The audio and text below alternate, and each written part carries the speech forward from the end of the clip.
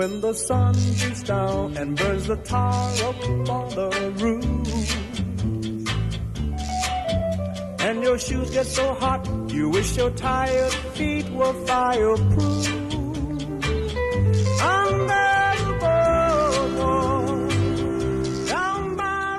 Antonio, antes de entrar de lleno en tu nueva novela, Los Cinco y yo, vamos a aclarar alguna cosa.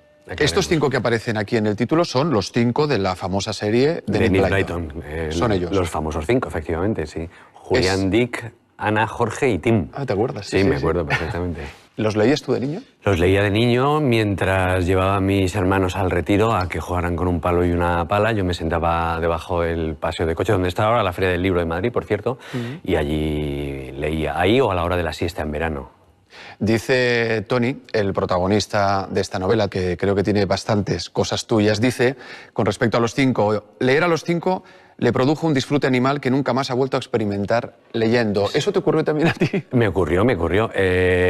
Recuerdo que cuando terminaba de leer aquellas aventuras, estaba tan cansado como los protagonistas que habían estado huyendo de contrabandistas o de secuestradores, y yo cerraba la última página del libro extenuado, como si hubiera protagonizado esas mismas aventuras, ¿no? De hecho, yo creo que nunca las leí, sino que las protagonicé.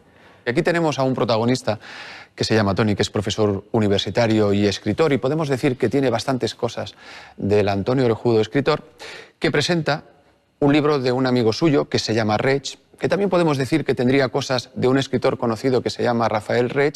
Este libro se llama After Five, y el contenido del libro, vamos a decir también, quizás resumidamente, que va sobre estos 5, los 5, pero cuando ya son adultos. El libro es una glosa sobre un libro que se ha escrito, que lo ha escrito un escritor, Rafael Reig, que se llama After Five. Y lo que hace After Five, lo que hace Rafael Reig en su novela, es imaginar cómo son estos 4 muchachos y su perro. Bueno, el perro podemos imaginar qué es lo que ha sucedido con él 50 años después, ¿no? ¿Qué es lo que ha ocurrido con estos 4 muchachos, con los 5, 50 años después? ¿Cómo son a los 54 años? ¿Qué ha sido del recto Julián, de Jorge, aquella niña que quería ser chico, de la delicada Ana y del intrépido Dick, ¿no? ¿Cómo son ahora? Y de alguna manera, el lector lo que va a vivir en esta novela es lo que ha ocurrido con estos personajes, pero también cómo ha sido la infancia y la juventud del protagonista, de Tony. Del protagonista. Básicamente, también de Reig, pero sobre todo de Tony. En general, en términos generales, de la generación a la que pertenecen tanto Tony como Reig, es decir, los que tenemos ahora entre 50 y 54 años, los nacidos en los años 60 del siglo pasado, y que yo creo que somos, o que fuimos los primeros, y no sé si casi únicos consumidores de ese tipo de ficción, que para nosotros, en un momento en donde no había tanta literatura juvenil e infantil como hay ahora, donde hay mucha competencia y muy buena, muy buenos libros, bueno, eran nuestro primer acceso a la literatura, no voy a decir a la gran literatura, pero sí a los libros, ¿no? La historia de esos 5 que aparecen en esa novela After Five de Reig, la historia de Tony y de su pandilla, esas 2 historias se van como entremezclando, y con todo ello tú abordas diferentes temas. Lo comentabas antes. Por ejemplo, tú haces, no sé si decir, un cierto ajuste de cuentas con toda una generación, esa generación del baby boom. Es decir, esta no es una novela nostálgica. En esta novela hay una cierta mala leche. No es una novela nostálgica. Yo creo que con la nostalgia no se hace buena literatura. En general, con los buenos sentimientos o con los sentimientos blanditos no se hace buena literatura. Es necesario siempre un poco de picante, ¿no? Y además yo no tengo una muy buena relación con mi generación. Yo pienso que hemos sido una generación un tanto cobarde, un tanto acomodaticia, y que no hemos hecho lo que tienen que hacer todas las generaciones con sus mayores, con sus hermanos mayores o con sus padres, que es enfrentarse a ellos.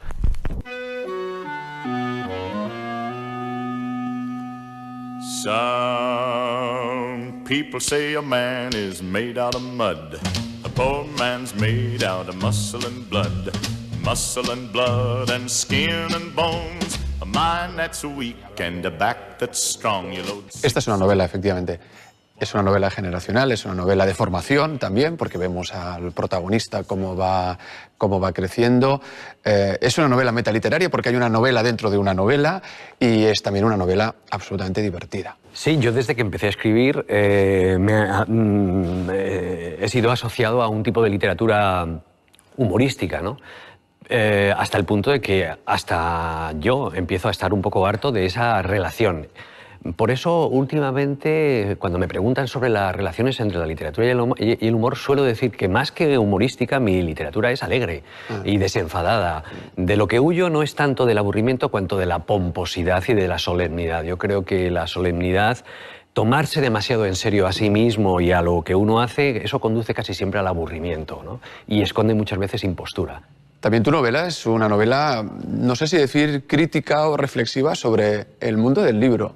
Sobre el mundo del libro. Esto Sí, me sorprende, explícamelo. Porque se abordan temas relacionados, por ejemplo, con la literatura, con el hecho de también de escribir, Ya, con sí. el tema de la lectura. Por ejemplo, hay un momento en que se dice en la novela que el Ulises de Joyce o El ruido y la furia de Faulkner hoy en día no encontrarían editor. El Ulises de Joyce, Faulkner, que son los paradigmas que hemos heredado de la generación justamente anterior a la mía, es decir, son ellos los que consideran que lo que se entendería como modernismo anglosajón son la literatura como debe ser, ¿no? Entonces, yo me pregunto, si hoy un escritor presentara en una editorial un manuscrito semejante al Ruido y la furia de Faulkner, ¿sería aceptado? Lo dudo. Y suponiendo que hubiera algún editor lo suficientemente loco como para editar hoy, para publicar hoy El Ruido y la furia, ¿habría algún lector que lo leyese? Bueno, alguno habría, sin duda, pero sería un libro que pasaría probablemente sin pena ni gloria y no recibiría muy buenas críticas, ¿no? Entonces, me sorprende esa contradicción en la que vivimos. Por un lado, ese es el modelo literario y por otro lado, tenemos constancia fehaciente de que ninguno de esos dos textos hoy sería apreciado como literatura. También se dice en tu libro que el hecho de que se lea poco tiene algo como de revuelta popular ante la imposición de leer. Yo creo que los escritores y también los profesores de literatura somos en buena parte culpables de esta deserción de la lectura que han hecho las jóvenes generaciones. Los profesores no hemos sabido explicar y los escritores probablemente hemos escrito de asuntos que solamente nos preocupan a nosotros en buena medida, ¿no? Y el resultado es que los textos que se escriben hoy no suscitan ninguna pasión ni aplacan ninguna pasión en nuestros estudiantes, ¿no? Los que escribimos hoy, incluso los textos que nosotros pensamos que se deben leer, ¿no? Textos escritos en otras épocas. Y bueno, no soy partidario de echar la culpa a los muchachos. Soy más bien partidario de mirarse, de que nos miremos nosotros a nosotros mismos y de ver dónde fallamos los profesores y los escritores, ¿no?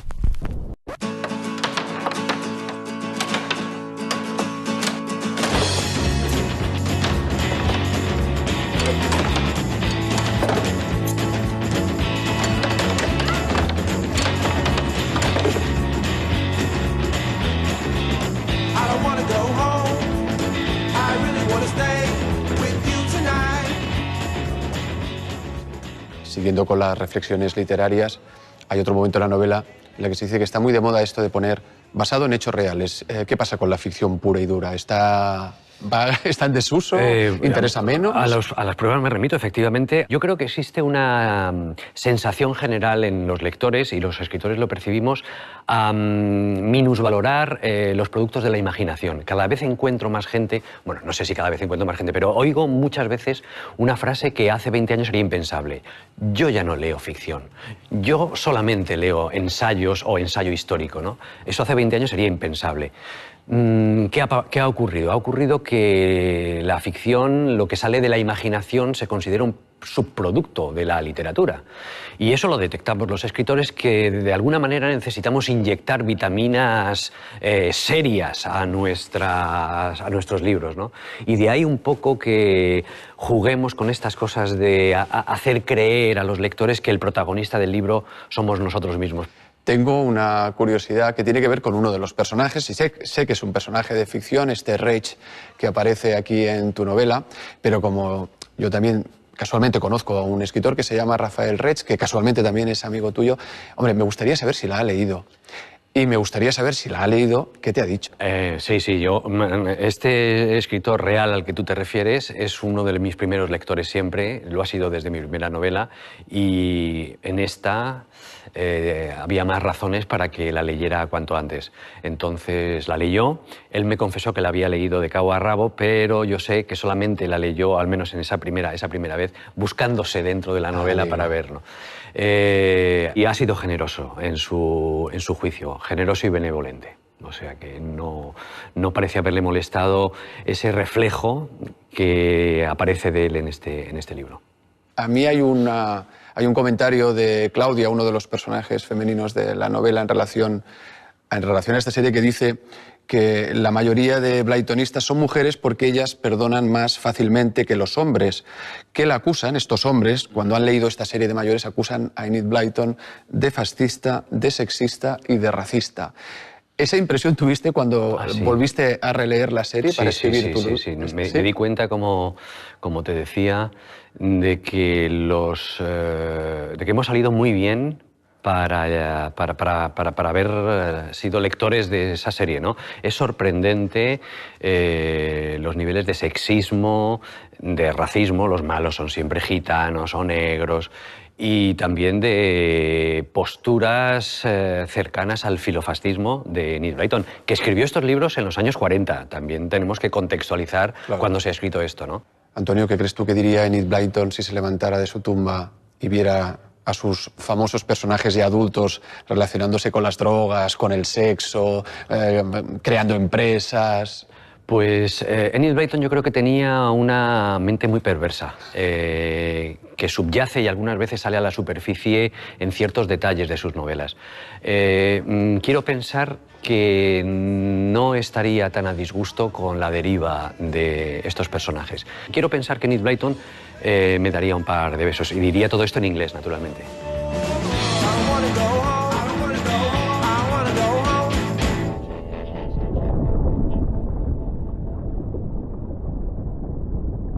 Aventuras, ¿no? De hecho, yo creo que nunca las leí, sino que las protagonicé. Aquí tenemos a un protagonista que se llama Tony, que es profesor universitario y escritor, y podemos decir que tiene bastantes cosas del Antonio Orejudo, escritor, que presenta un libro de un amigo suyo que se llama Reg, que también podemos decir que tendría cosas de un escritor conocido que se llama Rafael Reg.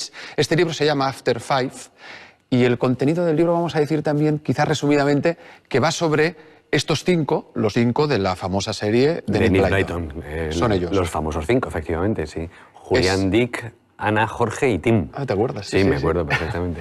¿Los leías tú de niño? Los leía de niño mientras llevaba a mis hermanos al retiro a que jugaran con un palo y una pala. Yo me sentaba debajo del paseo de coche, donde está ahora la Feria del Libro de Madrid, por cierto, y allí leía, ahí o a la hora de la siesta en verano. Dice Tony, el protagonista de esta novela, que creo que tiene... When the sun beats down and burns the tar up on the roof, and your shoes get so hot, you wish your tired feet were fireproof.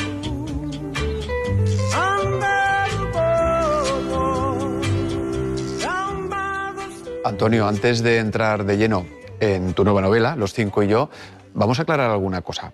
Estos 5 que aparecen aquí en el título son bastantes cosas tuyas. Dice, con respecto a los 5, leer a los 5 le produjo un disfrute animal que nunca más ha vuelto a experimentar leyendo. ¿Eso te ocurrió también a ti? Me ocurrió.